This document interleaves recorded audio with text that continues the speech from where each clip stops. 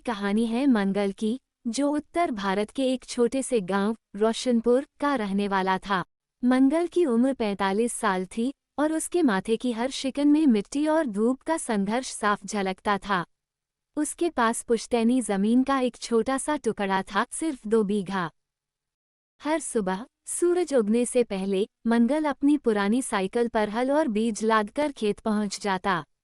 उसके चेहरे पर एक थकान थी, पर आंखों में उम्मीद की एक छोटी सी लौ जलती रहती थी।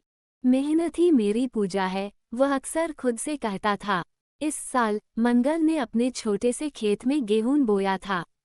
उसकी सारी जमा पूंजी खाद और अच्छी गुणवत्ता वाले बीजों पर लग चुकी थी। उसे उम्मीद थी कि फसल अच्छी होगी तो वह अपनी बेटी की स्कूल की फीस भर पाएगा और पत्नी के लिए नई साड़ी खरीद पाएगा। फसल बहुत अच्छी हुई थी। बालियां सुनहरी और मोटी थीं। गांव के मुखिया ने भी उसकी मेहनत की तारीफ की थी। मंगल का सीना गर्व से चौड़ा हो गया था।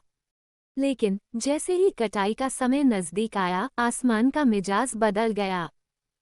एक शाम अचानक तेज हवाओं के साथ ओलावृष्टि शुरू हो गई। बड़े बड़े ओले गिरने लगे।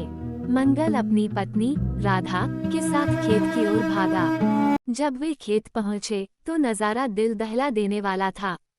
खड़ी फसल जमीन पर बिछ चुकी थी। सुनहरी बालियां टूटकर मिट्टी में मिल गई थीं। ओलों ने फसल को इस तरह रौंद दिया था मानो किसी ने क्रूर मजाक किया हो। मंगल जमीन पर बैठ गया। उसकी आंखों से आंसू नहीं बल्कि निराशा की आग बह रही थी। राधा ने उसका हाथ पकड़ा। अब क्या होगा मंगल? फीस, कर्ज, सब कैसे चुकाएंगे? राधा की आवाज कांप रही थी। अगले कुछ महीने बेहद मुश्किल थे। कर्ज चुकाने के लिए मंगल को अपने गांव के साहूकार के पास जाना पड़ा, जिसने उसे ऊंचे ब्याज दर पर पैसा दिया। उसने अपने परिवार को भूखा नहीं रखा, पर बेटी की पढ़ाई बीच में ही रुक गई। ये दर्द उसे हर पल कचोटता था। उसने मजदूरी करनी शुरू कर दी, कभी ईंट भट्ठे पर, कभी पास के शहर में निर्माण स्थल पर। दिन भर की कड़ी धूप और पसीने से भीगी मेहनत, पर उसका मन अपनी जमीन पर ही लगा रहता था। एक दिन मजदूरी करते हुए उसके बचपन के दोस्त रमेश ने उसे देखा। रमेश अब शहर में एक छोटा सा व्यापार करता था। मंगल, तुम यहाँ? क्या हुआ तुम्हारी खेती को? रमेश ने पूछा। मंगल ने उदास होकर सारी बात बताई।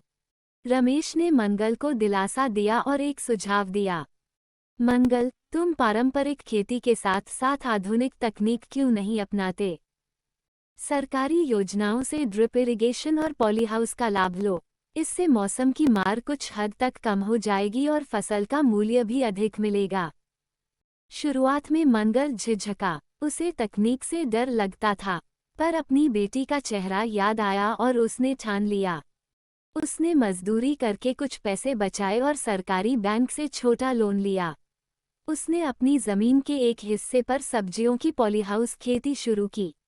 इसमें मौसम का असर कम था और शहर में ताज़ी सब्जियों की मांग बहुत थी। अगले साल मंगल के खेत में सिर्फ गेहूं नहीं था, बल्कि हरे भरे खीरे, टमाटर और शिमला मिर्च लहलहा रहे थे। उसने खुद ही शहर के बाजार में जाकर अपनी सब्जियां बेची और उसे मुनाफा हुआ। उसने सबसे पहले साहूकार का कर्ज चुकाया और फिर अपनी बेटी को फिर से स्कूल भेजा।